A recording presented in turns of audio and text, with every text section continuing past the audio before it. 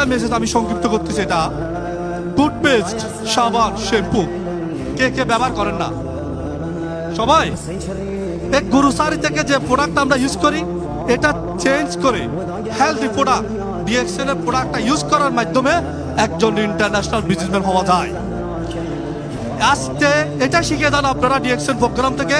Toothpaste, সাবান, shampoo, coffee, টি, আমাদের সকালের নাস্তা, স্পোর্টের সিরিয়াল, যেগুলো ডেলি ইউজেবল আইটেম, সেগুলা আজীবন ব্যবহার করতে হবে।